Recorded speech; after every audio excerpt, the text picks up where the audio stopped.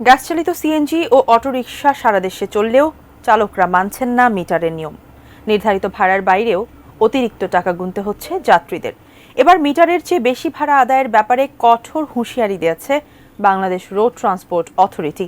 BRT এর বার্তা নিয়ে আরও জানাচ্ছেন শাহরিয়ার হোসেন। সিএনজি চালকেরা মিটারের নিয়ম ভাঙলে কিংবা অতিরিক্ত ভাড়া আদায় করলে তাদের গুনতে হবে জরিমানা। 10 ফেব্রুয়ারি বিআরটিএ পরিচালক শীতাংশু শেখর বিশ্বাসের সই করা এক পত্র থেকে বিষয়টি জানানো হয়। এরই মধ্যে তা ঢাকা মেট্রোপলিটন পুলিশের কমিশনারকেও পাঠানো হয়েছে। স্বাক্ষরকৃত এই পরিপত্রে অতিরিক্ত ভাড়া আদায়ের জন্য মামলা করার নির্দেশ করেছে বিআরটিএ, যার জন্য চালকদের জরিমানা গুনতে হবে 50,000 টাকা, সঙ্গে রয়েছে 6 মাসের কারাদণ্ড। সেখানে উল্লেখ করা হয়, গ্যাস বা পেট্রোল চালিত 4/3 হুইলার অটোরিকশার জন্য সরকার নির্ধারিত মিটারের যে ভাড়া আসবে তা মানতে হবে চালকদের। অতিরিক্ত ভাড়া আদায়ের অভিযোগ সামনে আসলে চালকদের বিরুদ্ধে দায়ের করা হবে মামলা। নির্মাণ কাজেও আমি বেছে নেই CSRM TMT 500W, committed for better still।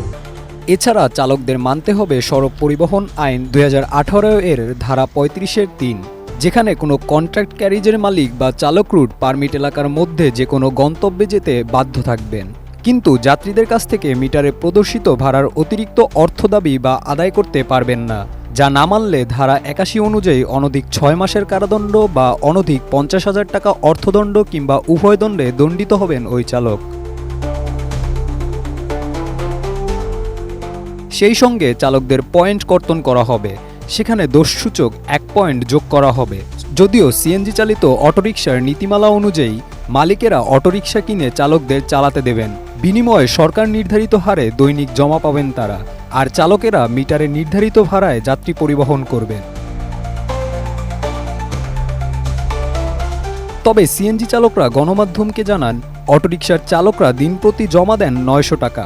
অনেক চালকদের অভিযোগ, তারা 1600 থেকে 1800 টাকা পর্যন্ত দেন এসব মালিকদের। অনেক চালকদের অভিযোগ, তারা 1600 থেকে 1800 টাকা পর্যন্ত দেন অনেক মালিকদের, যার কারণেই তারা অতিরিক্ত ভাড়া আদায় করেন।